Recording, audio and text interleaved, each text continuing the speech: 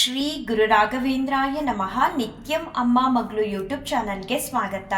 Video ನೋಡ್ತಿರೋ ಪ್ರತಿಯೊಬ್ಬರಿಗೂ ನನ್ನ ನಮಸ್ಕಾರಗಳನ್ನ ತಿಳಿಸ್ತಾ, ಇವತ್ತಿನ ಈ ವಿಡಿಯೋದಲ್ಲಿ ಸಪ್ತೋತ್ಸವದ ಮೊದಲನೇ ದಿನ ಈ ಗುರುವಾರ ನಮ್ಮ ಮನೆಯ ಮನದ ಮುದ್ದು ರಾಯರಿಗೆ ನಾನು ಯಾವ ರೀತಿ ಸೇವೆನ ಸಲ್ಲಿಸಿದೆ, ಹಾಗೆ ನನಗೆ ರಾಯರಿಂದ ಆದ ಅನುಭವಗಳನ್ನ ಇಲ್ಲಿ ತಿಳಿಸ್ತಾ ಇದ್ದೀನಿ. ಮನೆಯಲ್ಲಿ ಪೂಜೆ ತುಂಬ ಅಂದರೆ ತುಂಬಾ ಚೆನ್ನಾಗಾಯಿತು. ರಾಯರ ಆಶೀರ್ವಾದ ಸಿಗೋದು ಸ್ವಲ್ಪ ತಡ ಆಯಿತು. ಪ್ರತಿ ವಾರ ನನಗೆ ರಾಯರಿಗೆ ಅಲಂಕಾರ ಮಾಡೋ ಸಮಯದಲ್ಲಿ ಆಶೀರ್ವಾದಗಳನ್ನ ತುಂಬ ಕೊಡ್ತಾರೆ.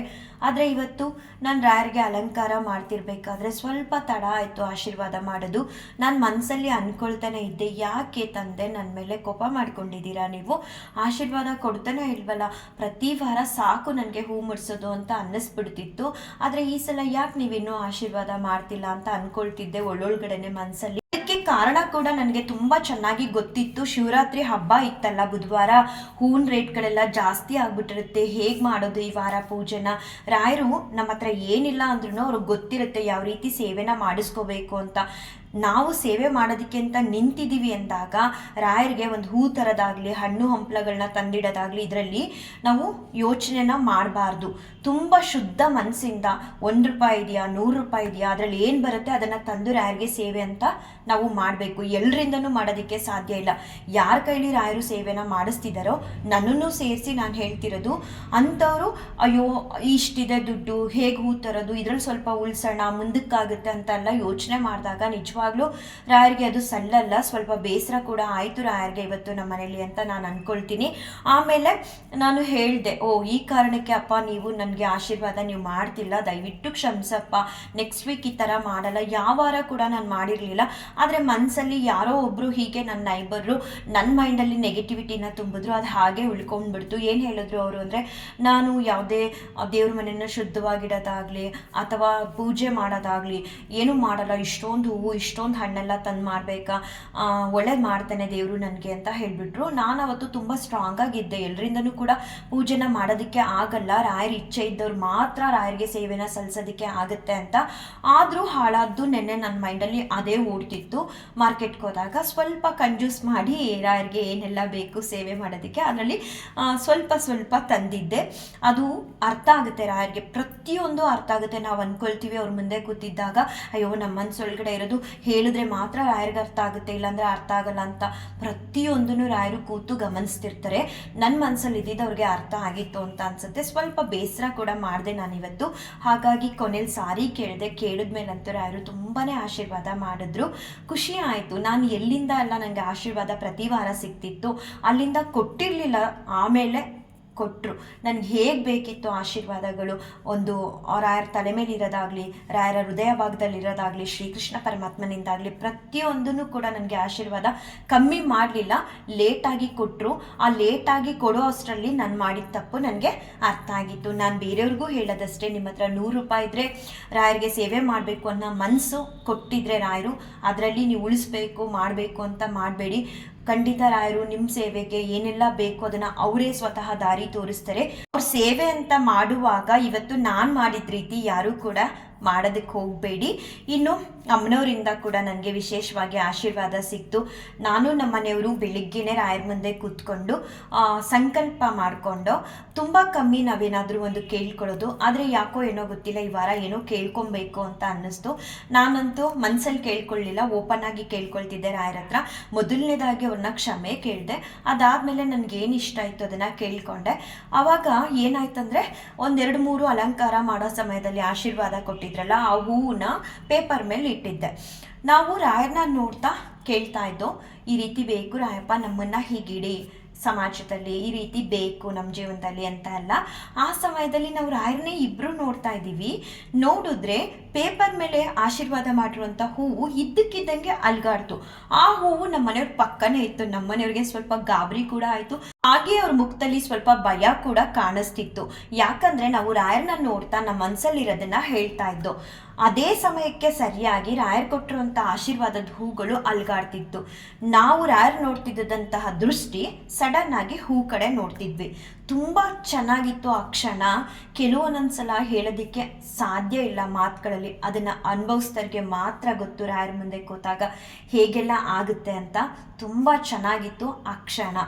ಅದಾದಮೇಲೆ ಅಭಿಷೇಕ ತುಂಬ ಚೆನ್ನಾಗಾಯಿತು. ಅಭಿಷೇಕದ ಸಮಯದಲ್ಲಿ ಕೂಡ ನನಗೆ ರಾಯರು ಆಶೀರ್ವಾದ ಮಾಡಿದ್ರು. ಹಾಗೆ ಅಮ್ಮನವರಿಂದ ಕೂಡ ಭಗವದ್ಗೀತೆ ಹೇಳಬೇಕಾದ್ರೆ ಆಶೀರ್ವಾದ ಸಿಕ್ತು. ಟೋಟಲ್ ಆಗಿ ಒಂದೇ ಮಾತಲ್ಲಿ ಹೇಳಬೇಕಂದ್ರೆ ಪೂಜೆ ಅಂತೂ ಅದ್ಭುತವಾಗಿತ್ತು. ಆ ವೈಬ್ಸ್ನ ಅನುಭವಿಸ್ತೀವಲ್ಲ, ನಿಜವಾಗ್ಲೂ ಅದ್ರ ಮುಂದೆ ಯಾವುದೂ ಬೇಡ ಯಾರೂ ಬೇಡ ಅಂತ ಅನ್ನಿಸ್ಬಿಡುತ್ತೆ, ಅಷ್ಟು ಚೆನ್ನಾಗಿತ್ತು. ಮತ್ತು ನನಗೆ ಅದು ಇನ್ನೊಂದು ಅನುಭವನ ಹೇಳಬೇಕಂದ್ರೆ, ಪೂಜೆ ಎಲ್ಲ ಮುಗಿಸಿ ನನ್ನ ಮಗಳನ್ನ ಸ್ಕೂಲ್ ವ್ಯಾನ್ ಹತ್ತಿಸಿ ಬಂದಮೇಲೆ ರೂಮ್ನ ಕ್ಲೀನ್ ಮಾಡ್ತಿದ್ದೆ. ರೂಮ್ ಪಕ್ಕ ಒಂದು ವಿಂಡೋ ಇದೆ, ನೋಡಿದಾಗ ಅಲ್ಲಿ ಒಂದು ಹಸು ಇತ್ತು.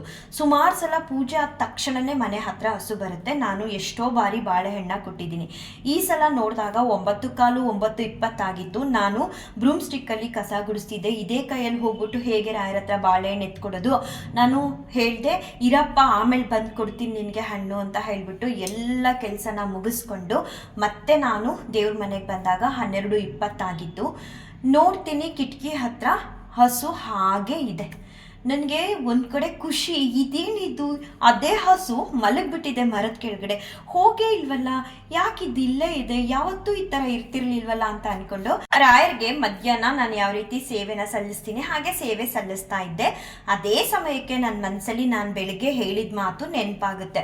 ಆ ಹಸು ನೋಡಿ ನಾನು ಹೇಳಿರ್ತೀನಿ ಬೆಳಗ್ಗೆ ಇರು ಆಮೇಲೆ ಬಂದು ಕೊಡ್ತೀನಿ ಅಂತ. ಇದೆಲ್ಲ ಹೇಗೆ ಸಾಧ್ಯ ಅಂತ ನನಗೆ ಗೊತ್ತಿಲ್ಲ. ಬೇರೆ ದಿನ ಯಾವತ್ತೂ ಕೂಡ ಈ ರೀತಿ ನಡೆಯಲ್ಲ. ಮತ್ತೆ ಓಡೋಗಿ ನಾನು ಹಸುಗೆ ಬಾಳೆಹಣ್ಣು ತೊಗೊಂಡೋಗಿ ಕೊಟ್ಟೆ. ಬಾ ಬಾ ಅಂತ ಎಷ್ಟು ಕರೆದ್ರೂ ಹಸು ಬರ್ತಿಲ್ಲ, ಮಲಗಿದೆ. ಸರಿ, ನನಗೆ ರಾಯರಿಗೆ ಸೇವೆ ಸಲ್ಲಿಸ್ತಿದ್ದಾಗ ಡಿಸ್ಟರ್ಬ್ ಆಗಬಾರ್ದು, ಹೋಗಿ ಹಸು ಕೊಡೋಕೆ ಹೋದ್ನ, ಅದು ಬರಲಿಲ್ಲ. ಅಲ್ಲೇ ಎಸ್ಬಿಟ್ಟು ಬಂದು ತಗೋಪ ಅಂತ ಹೇಳಿ ಬಂದು ಪೂಜೆ ಕೂತ್ಕೊಂಡೆ.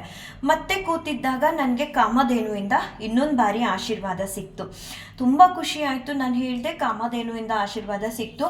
ಅಲ್ಲಿ ನೋಡಿದ್ರೆ ಹಸು ಬರ್ತಿಲ್ಲ ಬಾಳೆಹಣ್ಣು ತಿನ್ನೋದಕ್ಕೆ, ಬೇಜಾರಾಗ್ತಿದೆ ಅಪ್ಪ, ಪ್ಲೀಸ್ ಆ ಹಸು ಬಂದು ಬಾಳೆಹಣ್ಣು ತಿನ್ನಲಿ ನಾನು ಹಾಕಿರೋದು ಅಂತ ಅಂದ್ಕೊಂಡು ಮತ್ತೆ ರಾಯರಿಗೆ ಸೇವೆ ಎಲ್ಲ ಸಲ್ಲಿಸಿ ಅವ್ರ ಮುಂದೆ ಕೂತಿದ್ದಾಗ ಓಡೋಗಿ ನೋಡಬೇಕು ಅಂತ ಅನ್ನಿಸ್ತು. ಹೋಗಿ ನೋಡಿದೆ, ಹಸು ಎದ್ದು ಬಂದಿದೆ. ಆ ಬಾಳೆಹಣ್ಣು ಹತ್ರನೇ ಇದೆ, ಬಟ್ ತೊಗೊಳ್ತಿಲ್ಲ.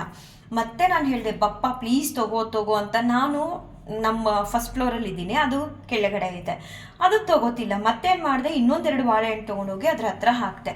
ಆವಾಗ ಅದು ತಿಂತು ಬಾಳೆಹಣ್ಣ. ಆಗ ಹಾಕಿದ್ನ ಜೊತೆಗೆ ಮುಂಚೆ ಹಾಕಿದ ಬಾಳೆಹಣ್ಣು ಕೂಡ ಹೋಗಿ ಹುಡುಕಿ ತಿಂತು.